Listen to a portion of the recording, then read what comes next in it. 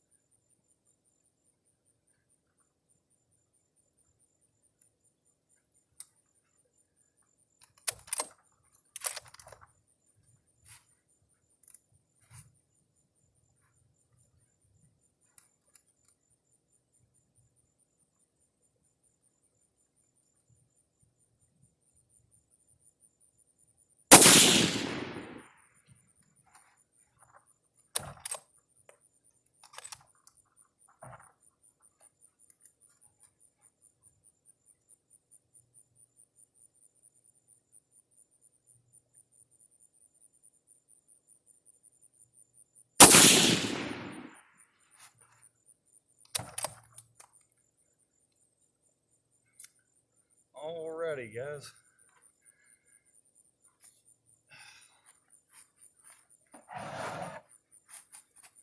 All right, so in case you were wondering, I was shooting at the left dot. I think those are 3-inch dots down there, 3-inch circles. I think something like that. But I was shooting at the left. Left one, you can tell there's definitely a point of impact shift. Once you add the magneto speed into the equation, this is not the Hodgdon Little Gun, but the 130 grain Barnes Tip TSX. That is a bullet that I've loaded up previously for this rifle and shot it. And it was basically sighted in for that round with no other adjustments or changes. So you see there is a little bit of a point of impact shift. I was aiming at the one on the left. So yeah, so what I'll probably do next,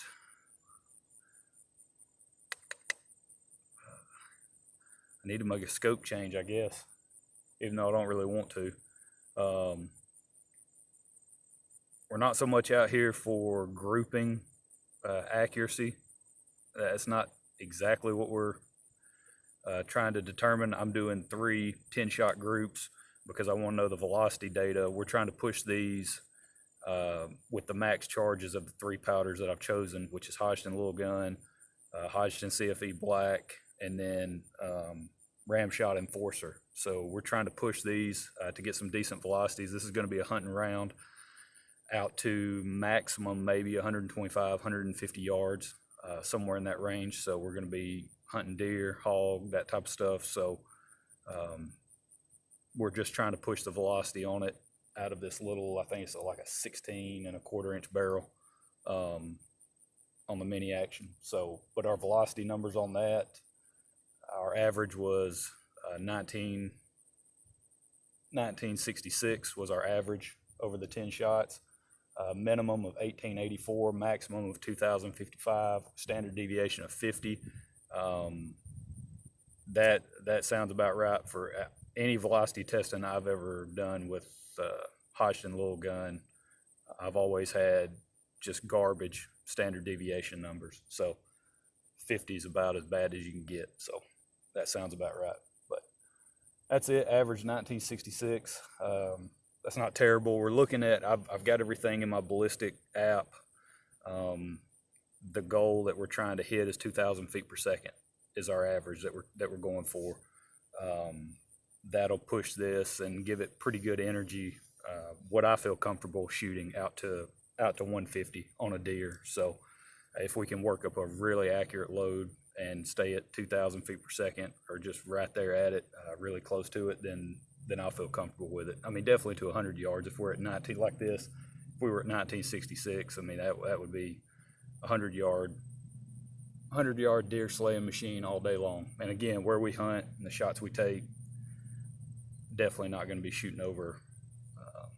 Probably 150 would be an extremely long shot for what we do. So let me make a scope change or a scope adjustment. And then I'll aim at the target on the left again, trying to keep these separate. So, because we're not necessarily going for accuracy data, we're not out here trying to shoot the tightest groups possible. It's strictly velocity, but at the same time, you know, yeah, it would be nice to see them group a little bit tighter than that. But, you know, pull the magneto speed off, work on seating depth and that type of stuff. Should be able to tighten up those groups. But that standard deviation number is pretty garbage. So let's try a different powder and see what we get. So next up, I gotta document, even though I'm videoing this, I'm gonna try to document the velocity data as I get it in my phone. Min of 1884, max 2055, and that the max was the first shot, by the way, for those that are interested in that kind of stuff. Cold bore, that was the first shot through the gun today, and it was the highest velocity of 2055. So I got a little excited after that first shot. I was like, man, if we can keep it above 2,000, that'd be pretty good, but pretty close. So average 1966, SD of 50, pretty bad. So, all right, now we're gonna move on to 10 rounds of CFE Black or CFE BLK. So we'll see how they shoot.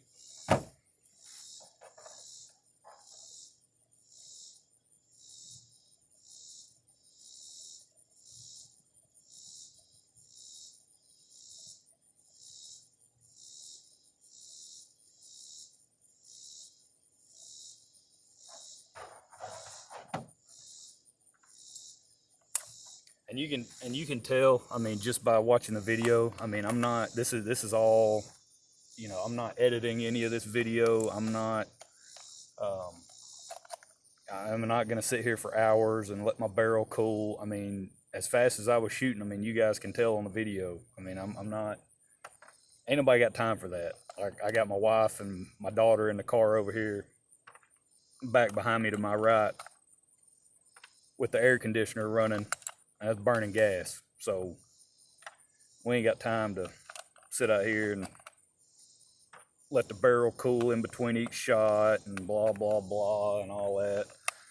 I mean, let's just be realistic here. So we're gonna get these other 10 loaded up.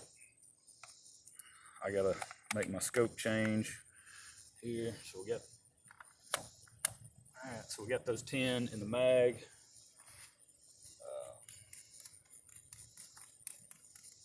Let me make an adjustment here.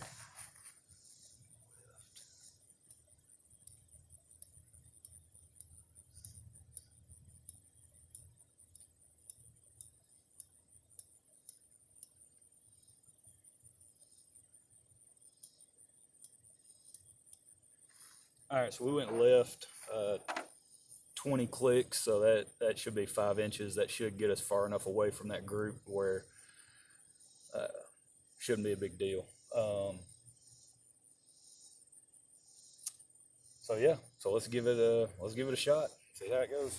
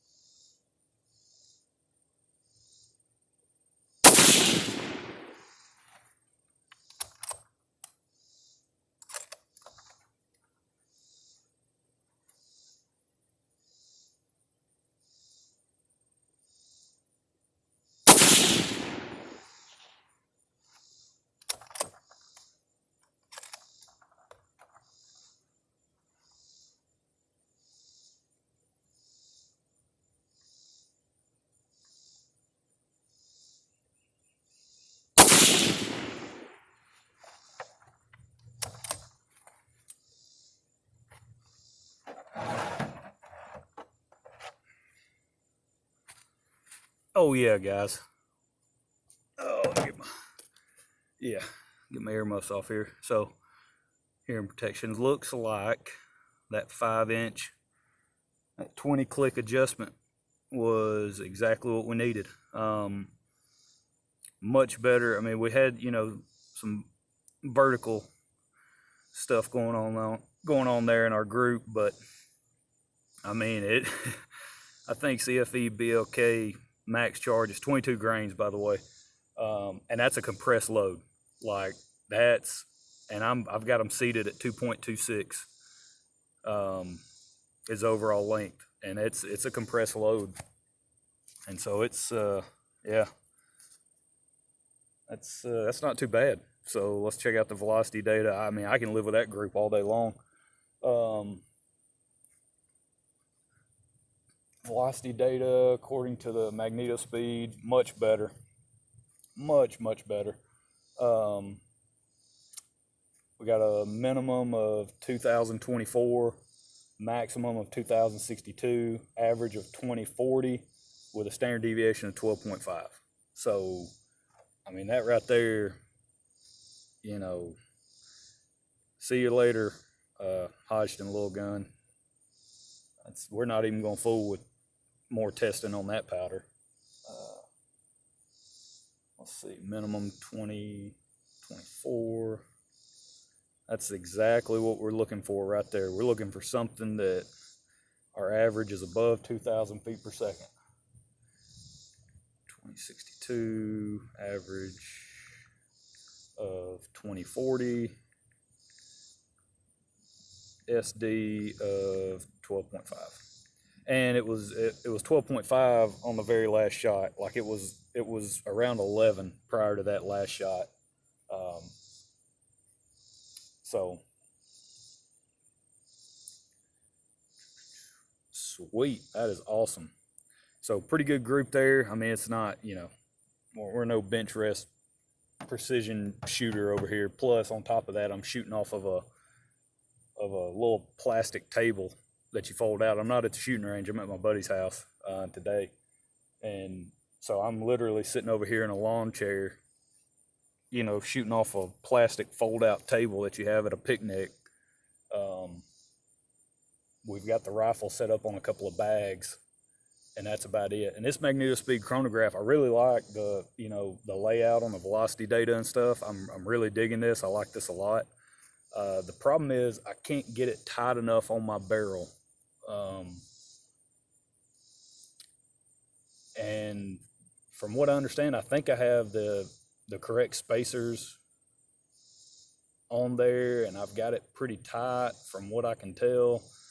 I don't know, but it's walking on my barrel every few shots. So, but it was doing that on the first group too. So I mean, I was adjusting, I was sliding it back after a few shots each time. So I mean, you know, a little bit of a pain to deal with, but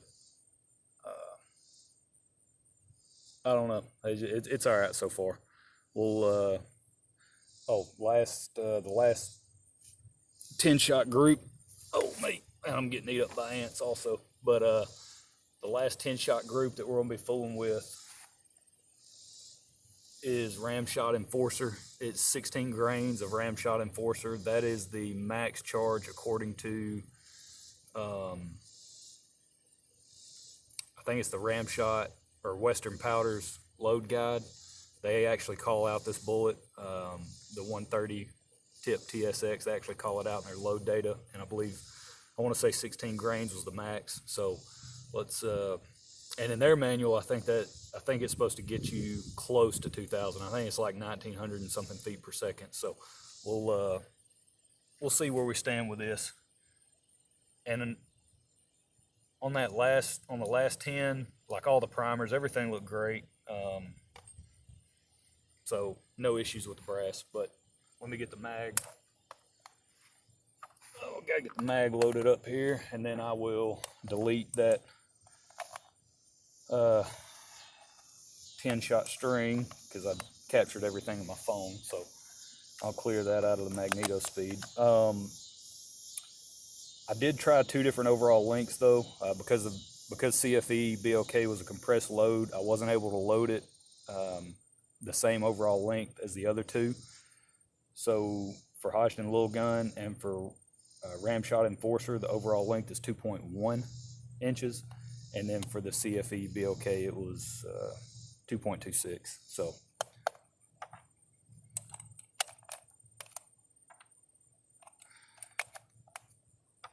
and this mag holds 10, which is perfect in the mini action. So it's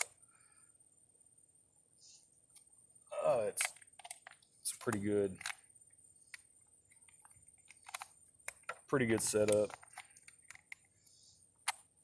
especially when you're trying to do 10-shot velocity tests like we're doing here. So yeah, so Ramshot Enforcer coming up. These are all at 16 grains. So let me clear out the magneto speed, get it thrown in there, and we'll be shooting at that far right dot. Yeah, so, I'm having to squat down to talk to you guys, and my knees are killing me, so. Let's see.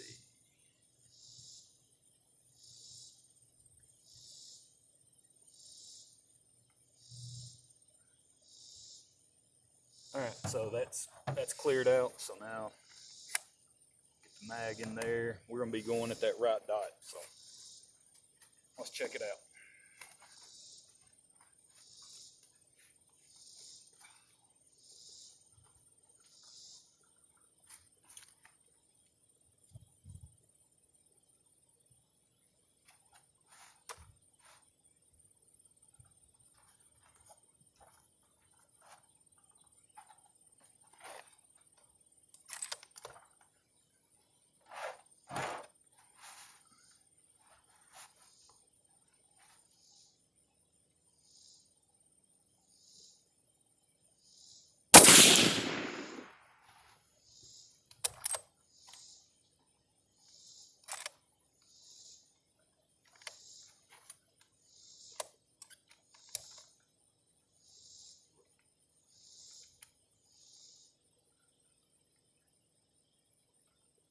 Well, had a feeding issue here.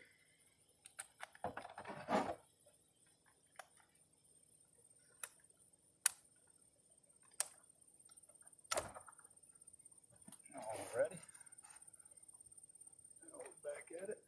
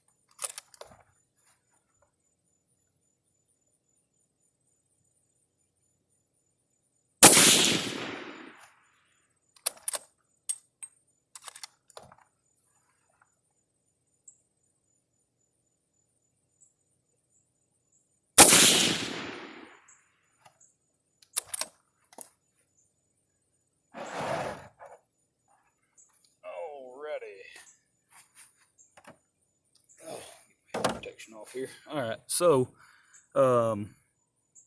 there you go. You see that final group on the right. So the group on the left, the CFE BLK, obviously that one grouped much tighter on a horizontal plane, horizontal dispersion wise and everything. Vertical, we still had some vertical going on there, but decent velocity numbers on the CFE BLK, but they were outdone by Ramshot Enforcer. So the group might not appear as tight as the CFE BLK because it's not, but the velocity numbers were much better. And the average is almost identical. So the average velocity on the CFE BLK was 2040.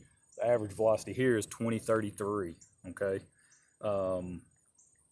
But the big difference is our standard deviation is 6.5.